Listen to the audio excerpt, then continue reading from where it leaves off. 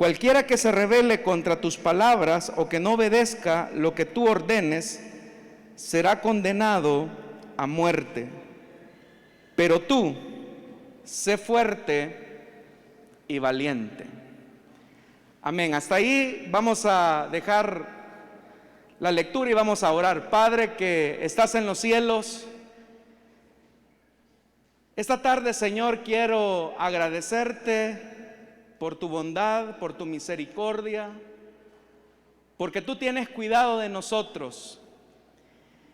Y en medio, Señor, de nuestras dificultades, tú haces resplandecer tu rostro sobre nosotros y nos enseñas cuál es el camino que debemos de seguir para obedecer en todo. Quiero que tú tomes el control de esta reunión y que nos ayudes, Señor, a entender cuáles son los procesos que tú llevas en el desarrollo de tu obra. En Cristo Jesús. Amén y amén. Pueden sentarse, jóvenes.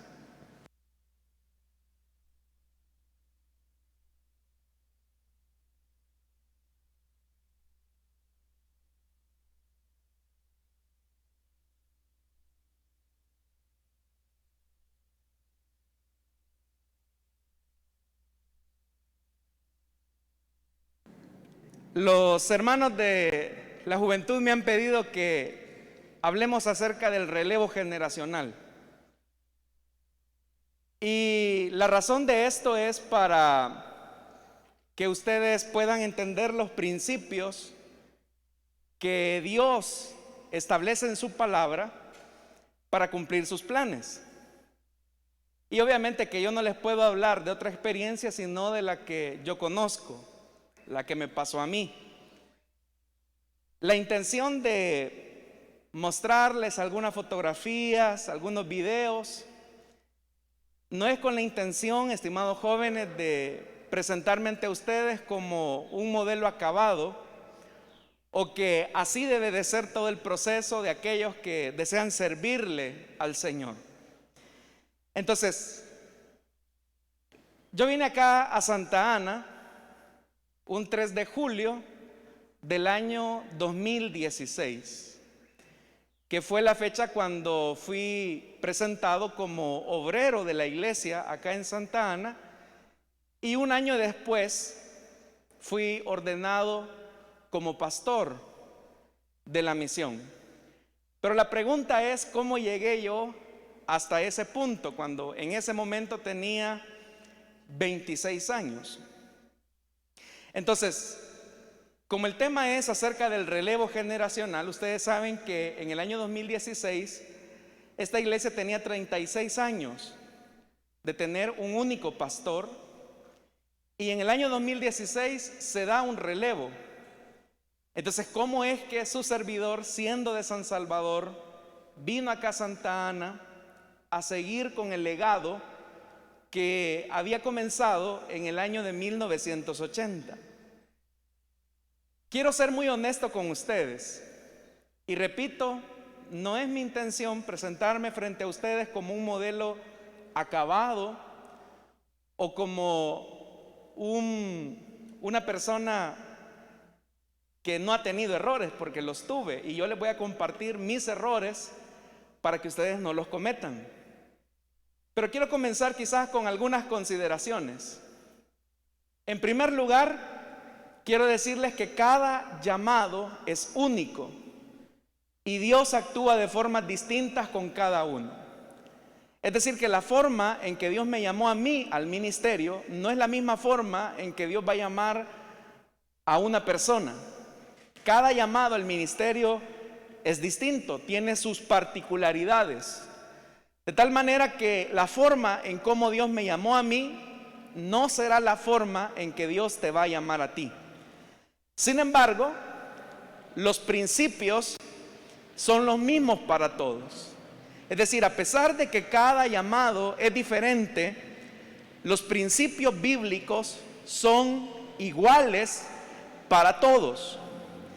Y como yo les he mencionado, no existen modelos acabados. No vengo aquí frente a ustedes, estimados jóvenes, a presentarme como un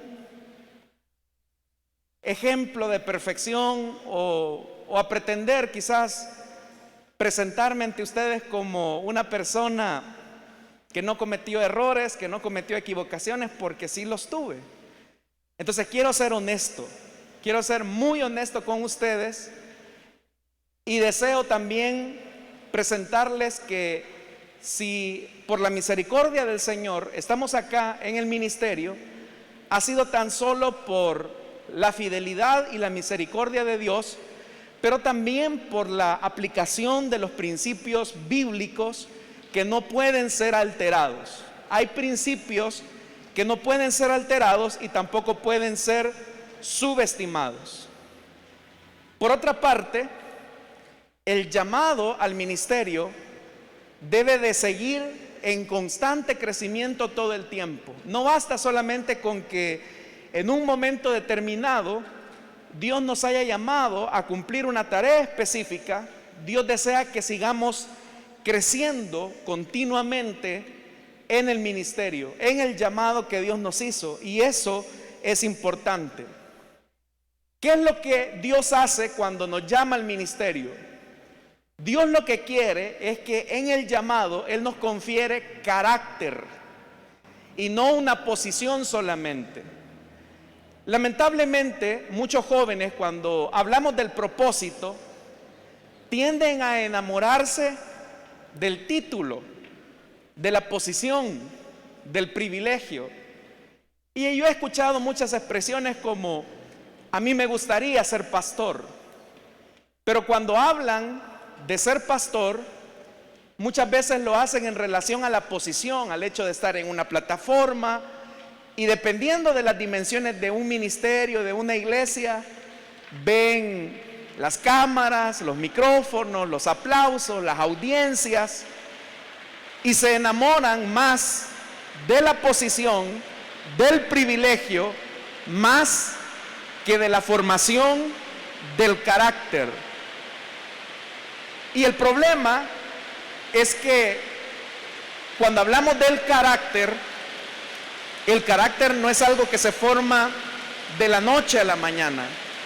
Es decir, nosotros no alcanzamos a madurar en carácter de la noche a la mañana, sino que el carácter solamente se labra en lo que se conoce como la ley del proceso.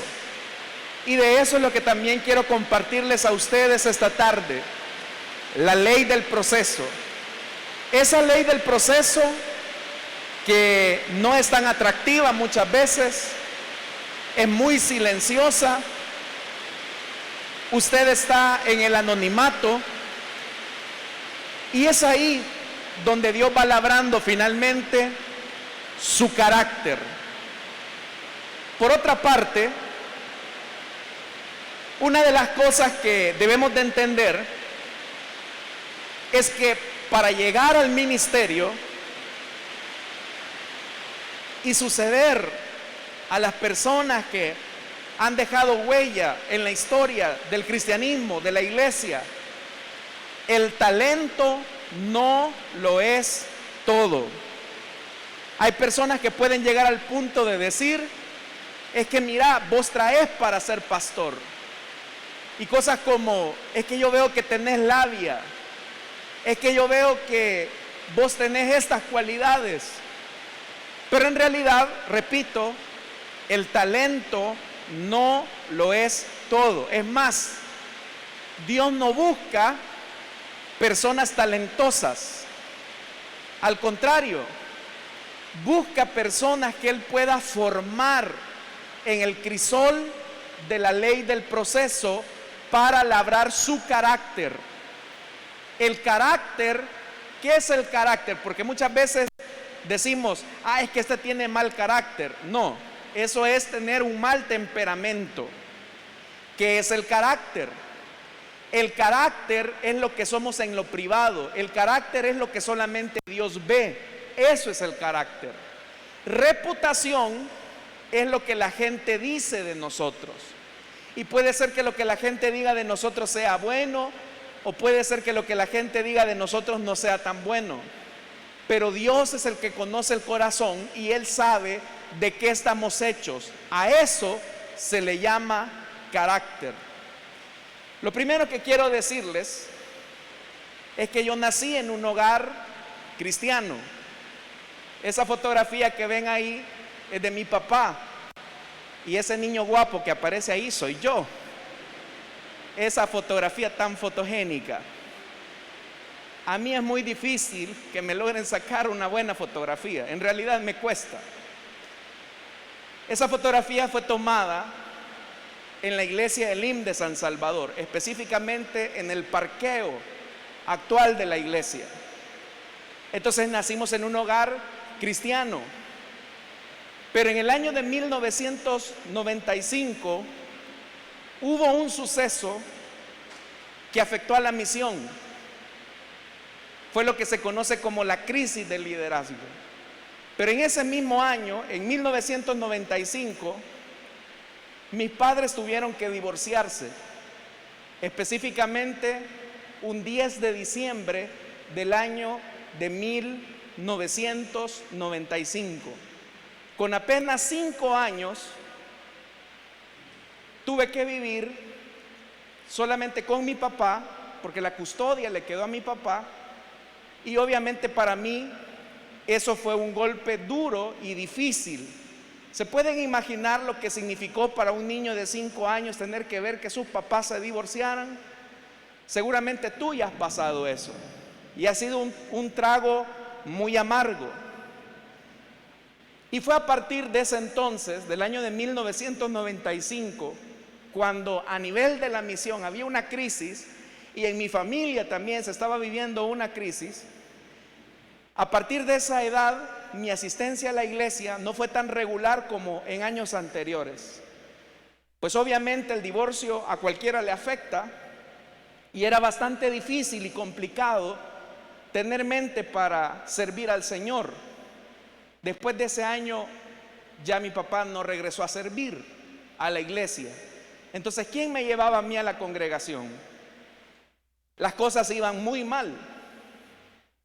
Lo que yo no sabía es que esta etapa tan difícil de separación y de divorcio, Dios la utilizaría para sus propios planes.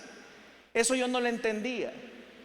¿Qué va a entender un niño de 5 años que una experiencia tan difícil, tan dolorosa como la separación de sus padres en un divorcio iba a ser utilizada para sus planes y sus propósitos? Y es que quiero comenzarte diciendo algo.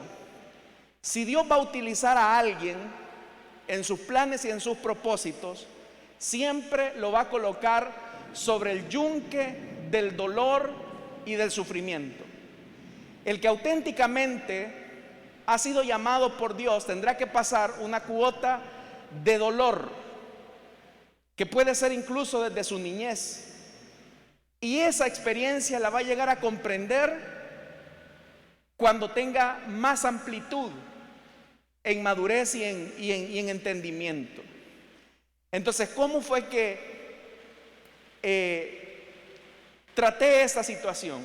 Bueno, a partir de ese momento me convertí en un niño muy retraído. Después de ser un niño bastante inquieto, me volví muy retraído, muy tímido, muy callado, muy apartado, porque querramos aceptarlo o no, una situación difícil como esta le afecta a un niño. Es más, los niños tal vez no puedan entender toda la dimensión de los problemas que enfrentan sus padres, pero ellos tienen la sensibilidad para percibir que las cosas no andan bien. Y si Dios no interviene, las cosas irían de mal en peor. Pero hubo un momento en la vida que marcó un antes y un después. Y ese momento en la vida tuvo que ver a la edad de 9 años. Un 3 de enero del año de 1999, Jesucristo se reveló a mi vida en la iglesia Elim. La razón de por qué yo llegué al Evangelio fue porque un tío me llevó a la congregación. Gracias a Dios que Dios puso esa carga en ese tío para llevarme a la congregación ese día. Ese día de culto, eso estaba lleno, totalmente lleno. Pero yo solamente recuerdo algo, que tenía una gran necesidad que Dios perdonara mis pecados. Y todavía puedo recordar cómo iba vestido. Iba con un jeans verde, una camisita verde, un niño de 9 años y zapatos tenis. Cuando el predicador dijo: ¿quién quiere recibir a Cristo en su corazón? Simplemente me levanté. Y desde que me levanté, ese pasillo yo lo veía largo, largo, largo. Pero yo ya iba llorando desde que me levanté. Y desde que me puse sobre mis rodillas, solamente le decía al Señor que me perdonara, que me limpiara de todos mis pecados. Esa gratitud es la que hoy me embarga cuando les cuento esto, porque la fecha de nuestra conversión es la mejor fecha que podemos tener. El haber conocido a Jesús es la mejor fecha. Yo no sé si ustedes se alegran cuando conocieron a Jesús, pero para mí esa fue la mejor fecha, porque fue cuando conocí a Jesús a la edad de 9 años. Muchas cosas de mi niñez el Señor comenzó a sanar ese día, 3 de enero de 1999. Bueno, les he contado en otras ocasiones. El diácono que me ministró, todavía lo recuerdo, un diácono blanco, era de piel blanca, cabello rubio y ojos azules. Me dijo: hermano, prepárese porque lo van a llegar a visitar. Y yo estaba muy feliz porque los hermanos me iban a llegar a ver, iban a orar por mí. Pasó una semana, 2 semanas, 3 semanas y han pasado más de 20 años y todavía sigo esperando que los hermanos me lleguen a visitar. No me visitaron. Sin embargo, eso no me desalentó, porque yo tenía una convicción firme. Un 24 de junio del año 2001, solamente tenía 11 años, y el supervisor comenzó a ver que estaba creciendo espiritualmente, que estaba yendo a la iglesia. Quiero decirles que este tío que me llevó a la iglesia el día de mi conversión tuvo que irse a los Estados Unidos. Yo apenas tenía 11 años, solamente con él iba a la iglesia, él me llevaba. Y cuando él me dijo que ya no me iba a poder llevar más a la iglesia, surgió en mí la pregunta: bueno, yo apenas soy un niño de 11 años, ¿cómo voy a ir yo solo a la iglesia? Pero tomé la decisión con Dios que independientemente de lo que ocurriera, yo iba a congregarme. Y fue así que yo estudiaba en la tarde, siempre estudié en la tarde, nunca estudié en la mañana. Mi papá me pusieron en el turno vespertino. La hora de la salida de la escuela era a las 5:30 y el culto comenzaba a las 6. Trataba la manera de apresurarme lo más que podía al salir de la escuela para irme yo solo a la iglesia. La primera vez que me fui yo solo a la iglesia, mis papás se asustaron porque no me encontraron en la casa. Y cuando yo iba apareciendo como eso de las 8:15, 8:30 después del culto, me dijeron: ¿dónde andabas? Me fui a la iglesia. ¿Y con quién te fuiste? Yo solo. Y a partir de esa edad, yo solo, con mi segundo hermano, trataba la manera de irme literalmente solo a la iglesia. A veces, lloviendo, así como está ahorita, me iba a la iglesia, pero no me importaba, porque mi único deseo era estar cerca del Señor. Mi único anhelo era servir al Señor. Un 24 de junio del año 2001, a sugerencia del supervisor, con 11 años de edad, él me dijo: Jonathan, ¿no se quiere bautizar? Y yo estaba deseoso. Yo le dije: claro que me quiero bautizar en agua. Y él me dijo: van a haber bautismos en el rancho de la iglesia, porque la iglesia en San Salvador realiza los bautismos en el lago de Ilopango. Pero hubo algunos hermanos que dijeron, no, pero él no tiene la edad todavía. Y en realidad era un invento, eso de la edad de los 12 años. Pero él dijo, él puede bautizarse en agua, así que no hay ningún elemento que lo impida. Y fue así como un 24 de junio del año 2001, fui bautizado en agua en el lago de Ilopango. Me hubiese gustado presentarle fotografías de mi bautismo, pero en realidad fui solo, nadie me acompañó el día de mi bautismo. No fue nadie de mi familia a ver ese momento en el que me iban a bautizar en agua. Ellos tenían otras cosas que hacer ese día. Yo solo me fui a bautizar. Me llevaron los hermanos, obviamente.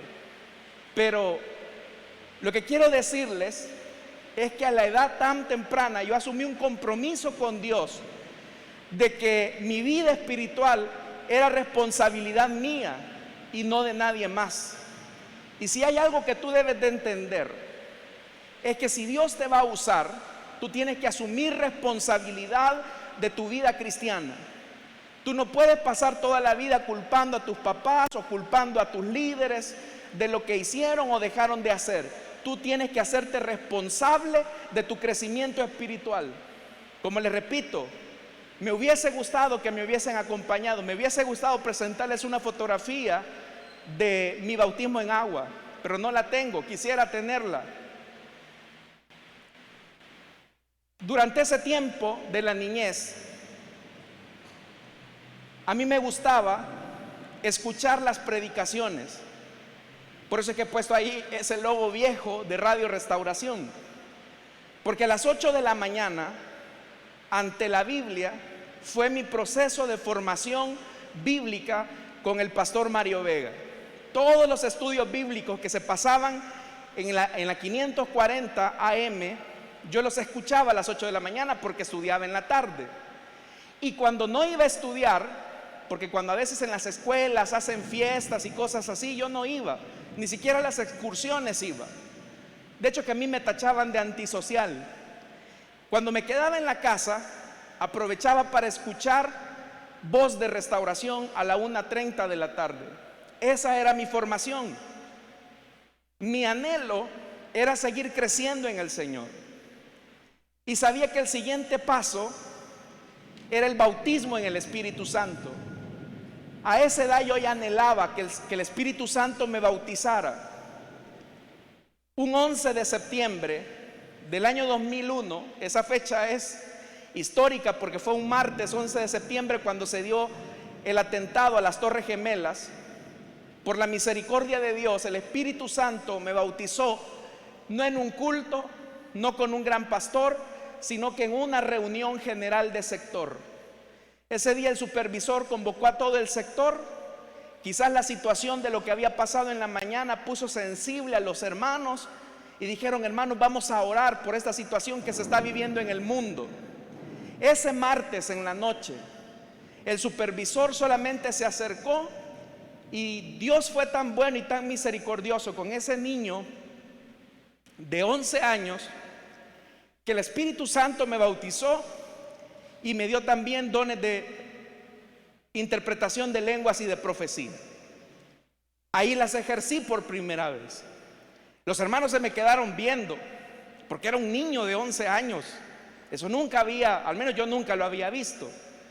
Pero había un anhelo y un deseo sincero de servir a Dios, de amarlo, de honrarlo. Por eso, yo quiero preguntarte a ti, joven y señorita, ¿qué tanto vibra tu corazón por el Señor? ¿Qué tanto tú anhelas su presencia? ¿Qué tanto tú deseas su comunión? Porque ese proceso es la llama del Espíritu que Él coloca en tu corazón para anhelar sus sueños. Apenas era un niño de 11 años, seguía yendo a la iglesia. Un día el supervisor me dijo, cuando apenas tenía 13 años: Jonathan, ha llegado el momento que tú curses el seminario para líderes. Y yo apenas tenía 13 años y yo dije, no hombre, si tengo 13 años apenas. Y él me dijo, no hay edad para servir al Señor. Y recuerdo que él me dijo esto. ¿Te acuerdas de Jeremías? Jeremías dice que él era un niño. Él se sentía un niño para ser profeta. Así que tú te sientes como jovencito, pero ha llegado el momento en que le comiences a servir al Señor. Y el seminario se hacía el domingo en la mañana, porque nosotros el culto nos tocaba a las 5:30. Entonces los seminarios se hacían en la mañana. Había que levantarse temprano, ir a las 8 de la mañana al local de líderes para recibir ese seminario. Gracias a Dios lo terminé. En aquel entonces los seminarios no eran tan largos y tan especializados como son ahora. Y fue así como un 28 de abril del año 2003, pues logré terminar ese curso. Pero después de terminar ese curso, el supervisor me dijo, Jonathan, ya sacaste el curso. Y yo decía, bueno, ya lo terminé, gracias a Dios, hermano. Este sábado vas a comenzar como líder. ¿Qué? Le dije. Sí, este sábado comenzás como líder. Pero yo tengo apenas 13 años. ¿Pero qué te impide? Me dijo. Estás bautizado en agua, estás bautizado en el Espíritu Santo, ya sacaste el curso. ¿Qué te impide? No, es que no tengo cualidades, es que yo no puedo, mi edad no me lo permite. Pero me dijo, hazlo, Dios está contigo. Y yo asumí el reto en una célula juvenil un sábado 3 de mayo del año 2003. Y mi gran célula de jóvenes solo era de 4 personas, incluyéndome. Por la misericordia de Dios, sin el apoyo de la gente, sin el apoyo muchas veces de hermanos que deberían a uno de alentarlo, yo dije, bueno, si el Señor me está llamando y esto es lo que Él quiere para mí, yo lo voy a hacer. Con el tiempo, gracias a Dios, la célula fue creciendo, hasta que se multiplicó. Y de ser líder a la edad de 17 años, el Señor en su misericordia me llamó a ser supervisor. Todos fueron procesos que yo nunca busqué. Una de las claves importantes para servir al Señor es que tú no debes de buscar nada. Deja que Dios te busque, deja que Dios te encuentre. No es por la vía del activismo, no es por la vía de la cherada con la que tú vas a llegar a ser útil en las manos de Dios.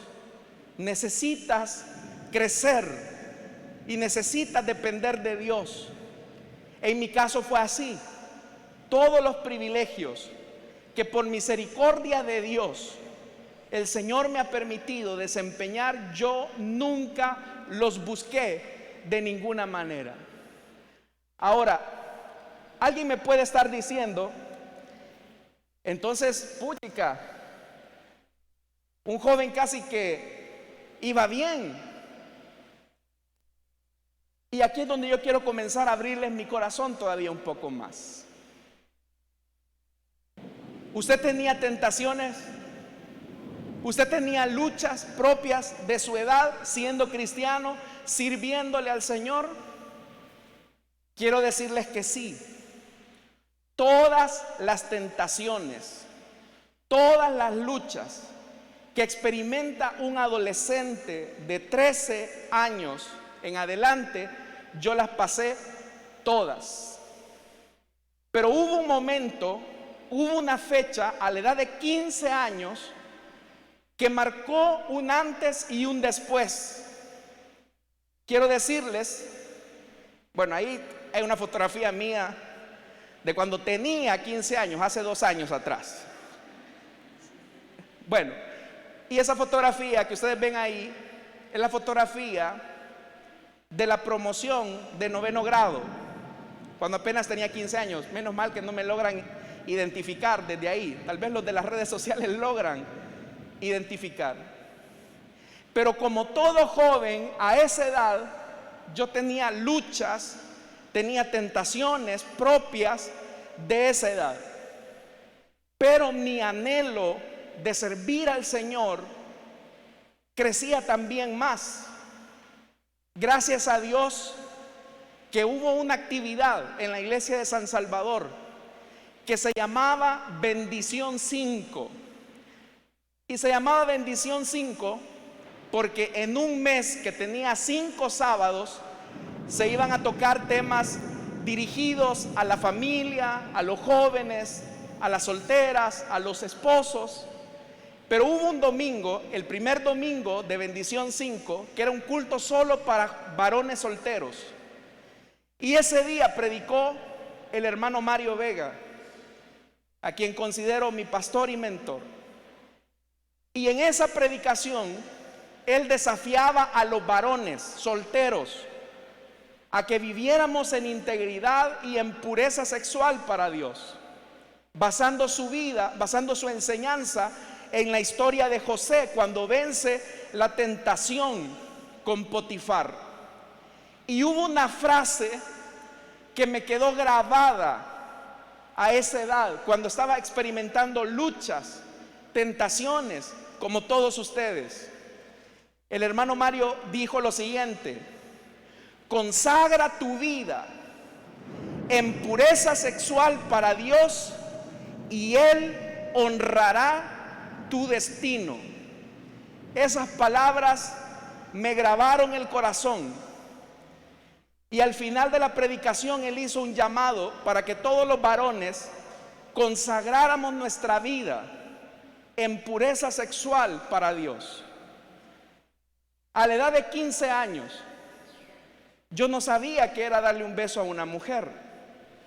Yo no sabía tampoco lo que era,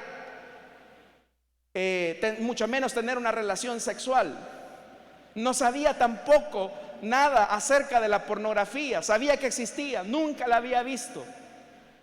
Pero en ese momento el Señor me hizo un desafío y yo me comprometí con Dios para tratar la manera de cuidarme para Dios y para la que sería mi esposa. Y me hice ese compromiso. Ya les voy a contar si cumplí o no cumplí. Ese año 2005, esas palabras tuvieron tal contundencia: consagra tu vida para Dios y Él honrará tu destino. Y en octubre del año 2005, cuando apenas tenía 15 años de edad, Dios hizo el llamado en una actividad que solamente podíamos ir los que teníamos ese pequeño papelito verde que todavía conservo como parte de mis recuerdos. Son como mis pequeñas cosas que me hacen recordar dónde Dios nos ha llevado. La actividad era para el martes 4 y miércoles 5 de octubre del año 2005. Estaba casi a punto de salir de 9º grado. Solamente tenía un deseo, un anhelo, y era servir al Señor. Era servir al Señor. Pero en la medida en que iba pasando y yo veía grandes hombres de Dios, como el pastor Mario Vega, como otros hombres de Dios, cada vez yo me sentía menos. Y yo decía, bueno, yo quisiera servirle al Señor, pero en realidad, al ver cómo Dios los usa a ellos, yo creo que yo no califico. Pero ese día de esa actividad, el doctor Alberto Motesi, que vino, que era el conferencista para estar en los 2 días, él al final del primer día, él dijo: Dios ha puesto en mi corazón que debo de orar por 100 muchachos a quienes el Señor les va a conceder el ministerio de evangelista.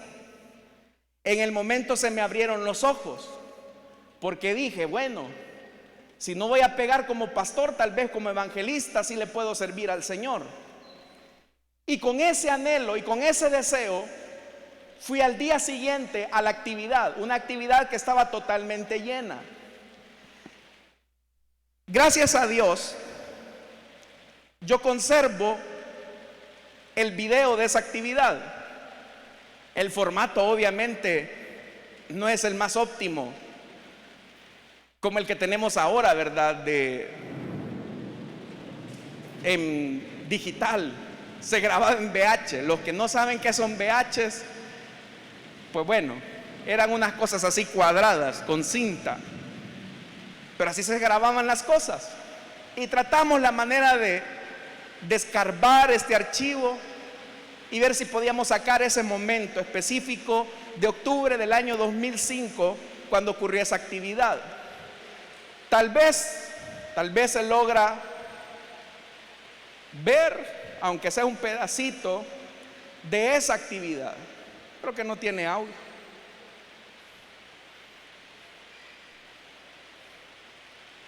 Fue en esa actividad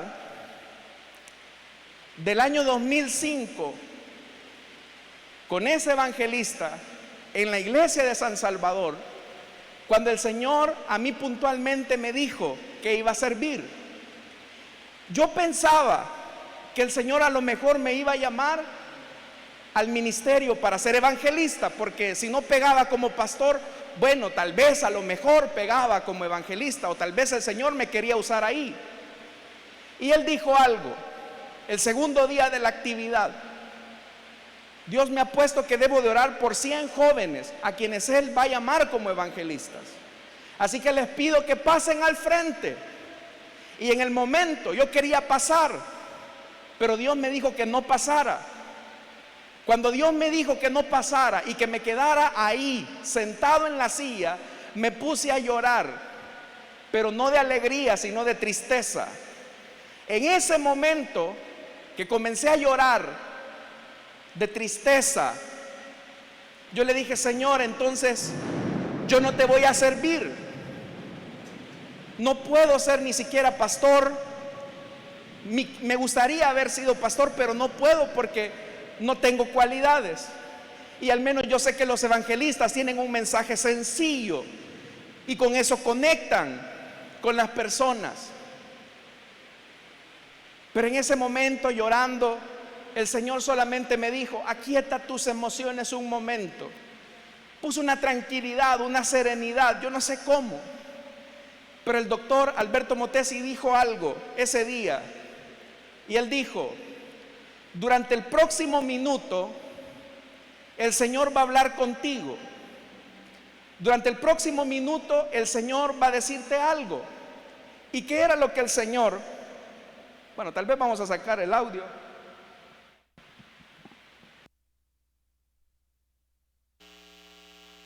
Unción a jóvenes de Elín que la quieran recibir.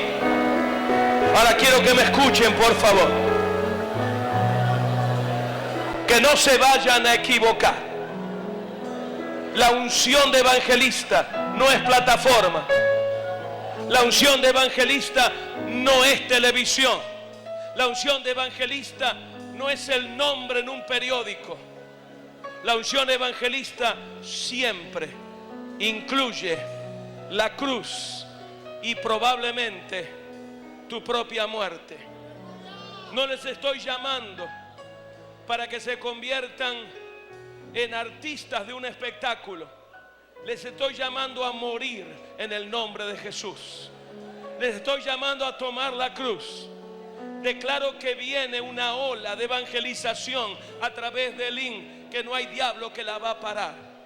Declaro que Dios levantará evangelistas y no tendrán temor, recibirán el sustento. No faltará la harina sobre la mesa ni el aceite en la tinaja. Declaro que se levantarán evangelistas con la unción de Gigi Ávila, de Billy Graham, de Luis Palau. Van a hacer un impacto poderoso. No serán solo hombres, también mujeres. Mujeres de Dios que mostrarán al mundo el poder milagroso del evangelio. Yo voy a orar por jóvenes. No puedo llamar a todos, solo jóvenes. Si hay jóvenes de Elín que quieren la unción de evangelista, yo quiero que vengan corriendo a pararse aquí. Se las voy a transferir en esta noche. La unción es transferible. Yo voy a poner mi corazón dentro del tuyo. Vas a recibir una unción que te quemará los huesos, que te sacará de la cama, que te quitará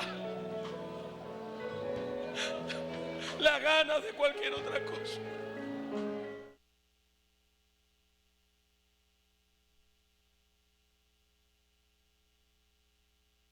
Es todo lo que pudimos recuperar de ese viejo video.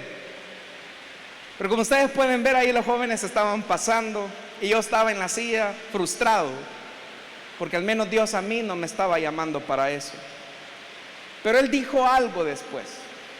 Él dijo, en los primeros 10 segundos, escucha, decía Él, Dios te va a llamar por tu nombre.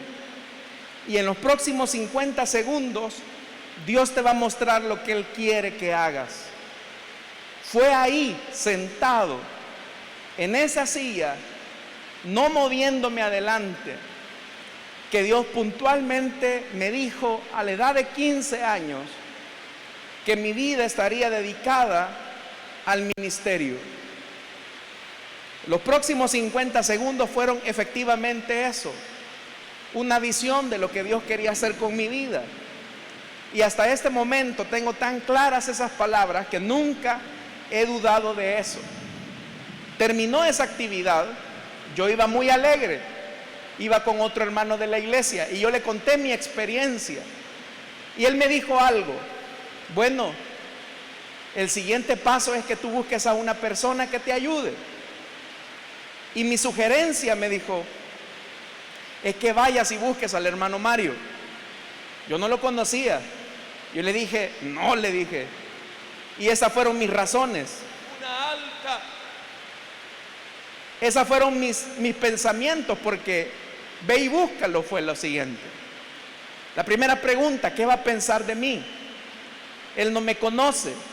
Su tiempo es tan valioso que no va a querer platicar con un adolescente como yo. Tiene cosas más importantes que atender. Como mi renuencia era tal, yo trataba la manera entonces de obviar eso. Y fue así como cometí algunas equivocaciones. Uno de mis grandes errores fue pensar que Dios utilizaría el mismo camino que Dios había utilizado con otras personas. En ese momento, yo le conté al hermano encargado de la zona, hermano, fíjese que me pasó esto.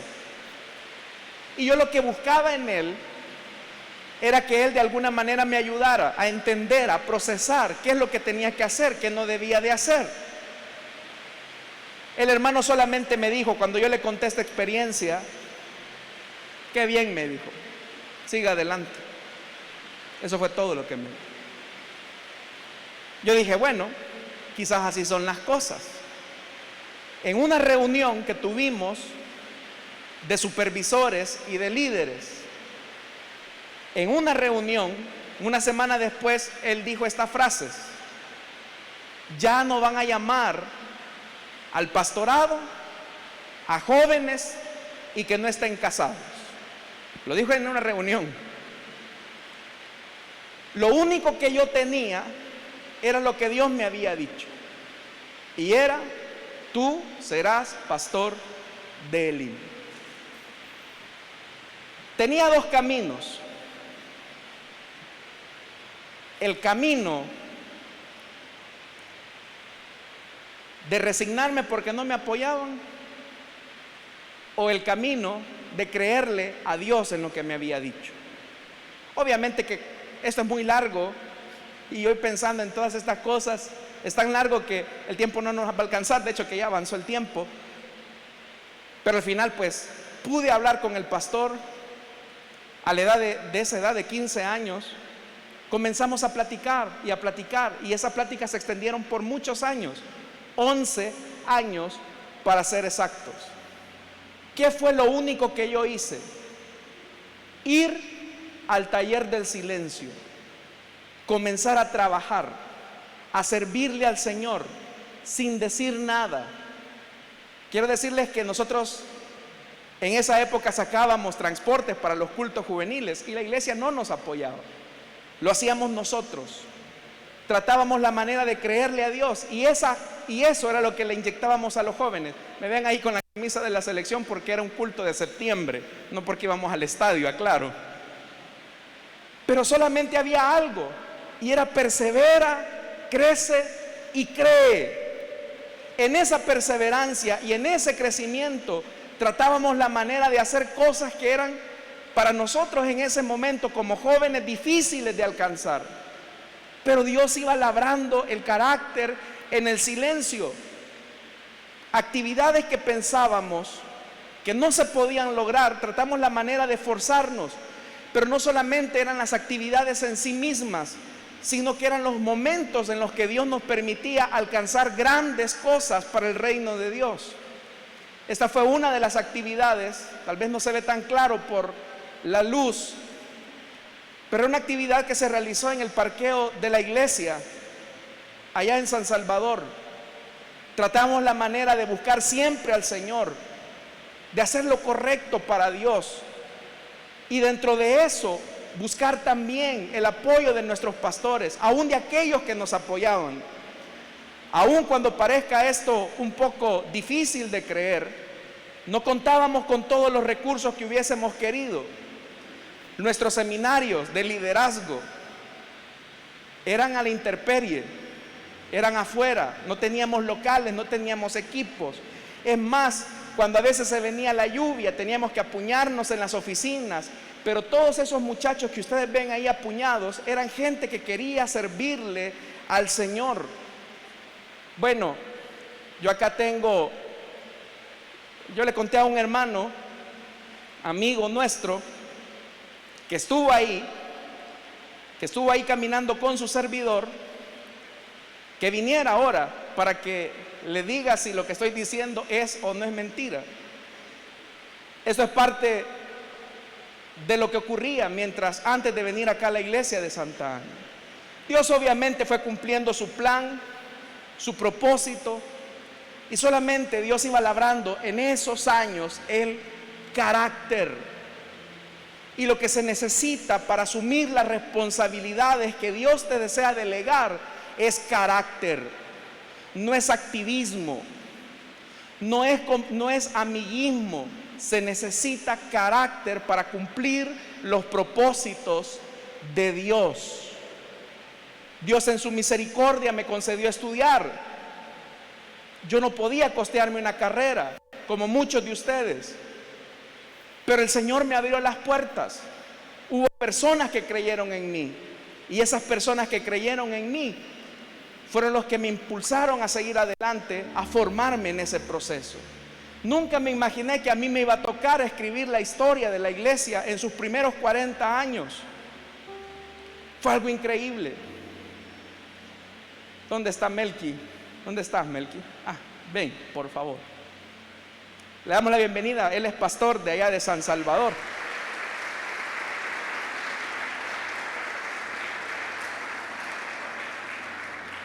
Con el hermano nos metimos a líos. Él era parte del grupo de jóvenes que estuvimos ahí, así como ustedes están ahora ahí sentados. Nuestro único anhelo era servir al Señor. Así que yo quiero darle unos minutos al hermano para que diga si lo que estoy diciendo era verdad o no es verdad. Dios les bendiga, jóvenes. Para mí es un privilegio poder estar con ustedes, y cuando Jonathan me avisó acerca de esta actividad, no lo dudé, porque se trata de un tema que para nosotros siempre fue relevante. Yo conocí a Jonathan hace varias libras menos, igual yo, ¿verdad? Éramos dos jóvenes físicamente muy diferentes a lo que somos hoy, pero recuerdo que comenzamos a compartir una visión, y quizás para no robar mucho tiempo, solo mencionarles que encontré en Jonathan un amigo con una visión. Dentro de este grupo de amigos estaban otros jóvenes, dentro de ese grupo estaba Daniel Siliesar, también un amigo de mi corazón. Pero recuerdo que todo lo que hacíamos nadie lo creía. Recuerdo que por lo mismo quizás nadie o eran pocas personas las que creían en nuestros proyectos. Y trabajar con la juventud se convirtió en una escuela muy grande. Comenzamos a tratar con los jóvenes y recuerdo, Jonathan, que la pasión, el llamado principal era alcanzar a la juventud y alcanzar a aquellos a los que quizás nadie se les acercaba por temor. Nosotros íbamos. Jonathan lideraba el distrito, la juventud del distrito, y estábamos los representantes de zona, que en ese momento eran 11, ¿verdad? Y después fueron 12, porque una de las zonas se dividió, se partió, es la cosa. Y me recuerdo que todos, a la hora de reunirnos, todos decían ideas magníficas. Todos aportaban su crítica o su idea. Pero a la hora de trabajar siempre estábamos los mismos 4, los mismos 5. Y nunca hicimos nada para que nos vieran. Nunca hicimos nada para que nos reconocieran. Con Jonathan vimos gente que trataba de sobresalir a toda costa. Gente que hacía las cosas para que les aplaudieran, no lo sé. Jonathan creo que nos consta. Y nosotros nunca se nos ocurrió, nunca se nos pasó por la mente que Dios podía usarnos de la manera en que quizás hoy Dios en su misericordia lo hace. Y quizás quisiera no solo dar testimonio de lo que mi amigo ha dicho hoy, sino mencionarles que el esfuerzo vale la pena y probablemente nadie nos dé una palmada o las personas que deberían estar ahí haciéndolo a lo mejor no están, pero no te olvides que Dios siempre ve todo lo que tú haces, y no solamente la actividad o la acción, sino que Dios conoce las intenciones de nuestro corazón. Me consta que, bueno, yo le digo Jonathan, ojalá que no esté faltando el respeto, pero me consta en Jonathan la visión y me consta la pasión que sigue caracterizando su vida y su corazón hoy. Y quisiera solamente dar 2 consejos, si me lo permiten, por supuesto. Primero, hagamos las cosas para Dios, sirvamos con pasión, nunca con una intención diferente.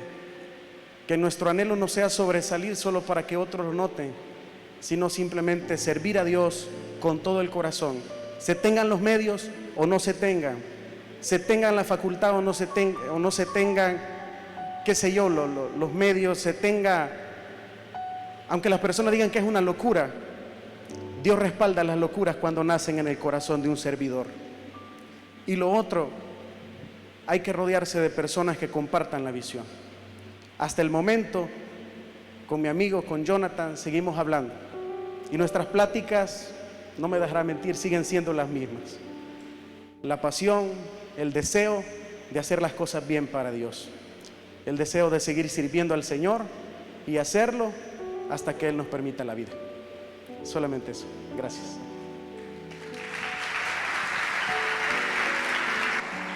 Bueno, quiero terminar con algo que también fue muy especial para mí y que Dios siempre cuida hasta del más mínimo detalle. ¿Se acuerdan que yo les dije que en esa actividad de octubre del año 2005 yo le dije: Señor, yo me voy a guardar, me voy a cuidar? Y aquí está Él. A Él le pueden preguntar de lo que voy a decir en este momento. Yo dije: Señor, la única mujer que van a besar mis labios van a ser los labios de mi esposa. Me voy a entregar a ella, aunque me cueste, en mi aspecto más íntimo, que era mi sexualidad. No fue fácil. Aquí podríamos hablar largo de esto. Carla también fue parte de esa bendición de Dios para mi vida. Cuando Dios a mí me dijo quién iba a ser mi esposa, yo no hallaba forma cómo acercarme a ella. Ustedes lo pueden ver en esa fotografía. Yo ya sabía que ella era mi esposa. No hallaba cómo decírselo.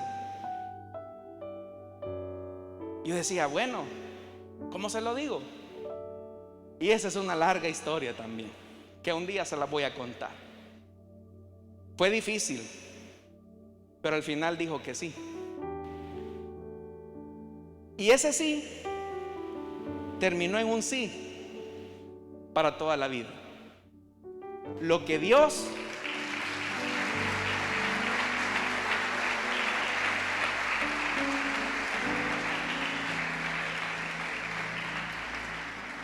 cuando Dios me dijo que ella iba a hacer, me cuidé más todavía.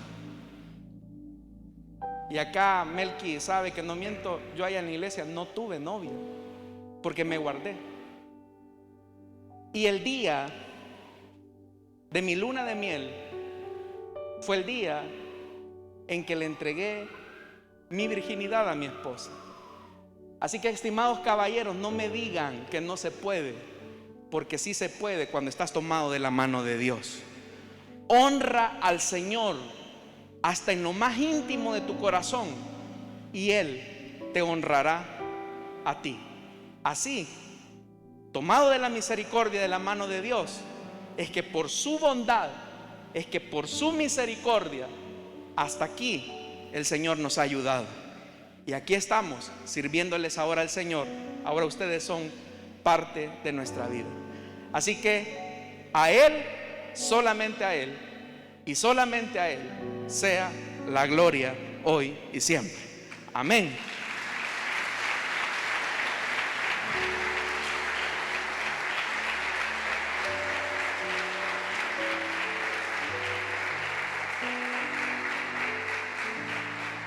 Cuando veo a muchos de ustedes, sé que hay esperanza de parte de Dios, porque Dios va a levantar de acá futuros siervos y siervas de Dios. Aquí están ustedes. Solamente, si hay algo que quiero que entiendas, es que necesitas amar a Dios. Ama a Dios, entrégate a Él y Él te honrará en su debido tiempo. Si Dios te ha llamado, no provoques las cosas, hazlo desinteresadamente. Ama a tus pastores, respétalos, porque nadie que no aprenda a ser un buen número 2 podrá ser un buen número 1, jamás. No es el activismo, es el servicio a Dios. Cuando no te ven, vamos a cerrar nuestros ojos, vamos a orar.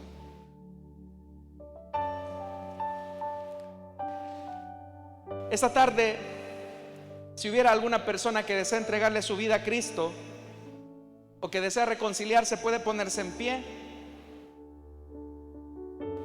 Vamos a orar.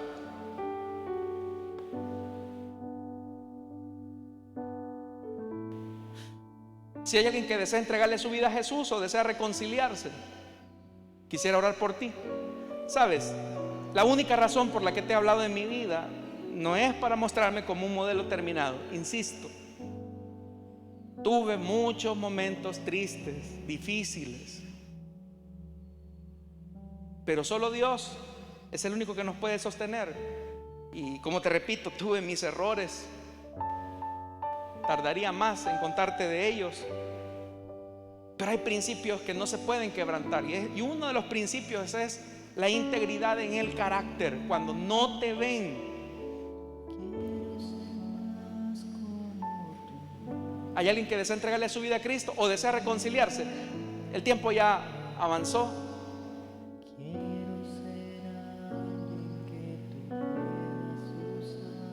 ¿Hay alguien? Puedes dedicar tu vida a partir de este momento al Señor. ¿Tú deseas entregarle tu vida a Cristo? Si no lo hay, vamos a orar, porque el tiempo ya me avanzó. Oremos. Padre que estás en los cielos, Señor amado, te damos las gracias por este tiempo en que tú muestras tu fidelidad en las cosas pequeñas, en el silencio, haciendo las cosas de manera desinteresada, sin activismos, solamente con el deseo de servir. Señor, se trata de ti, no de nosotros. Ayúdanos a amarte, y te pongo esta juventud para que puedan labrarse en el silencio, sin el deseo del protagonismo egoísta y enfermizo que caracteriza a los seres humanos en su deseo de poder. Ayúdanos, Señor. Así como Josué, a quien le tocó relevar a Moisés, pero el pueblo le dijo: queremos que esté el Señor contigo como estuvo con Moisés. Así yo te pido, Señor, que así como aquellos grandes hombres de Dios bendijeron a generaciones, también esta generación pueda bendecir a la siguiente. Te lo pedimos, Señor, y te lo suplicamos en Cristo Jesús. Señor, tú no buscas personas acabadas, tú perfeccionas a los que escoges, aquellos a los que has llamado, aquellos a los que estás consagrando en este momento para servirte, que vivan en integridad para ti, que formen su carácter en el silencio, que aprendan, Señor amado, a ser respetuosos de la autoridad, que aprendan a ser sumisos, porque es ahí donde tú los vas engrandeciendo. Ayúdanos a ser leales a la visión, a entregarnos aun cuando no tengamos recursos, a hacer locuras para tu reino, en Cristo Jesús. Amén y amén. Gloria a Dios, hermanos. Voy a dejar a mi hermano Iván, no sé dónde está. Aquí está nuestro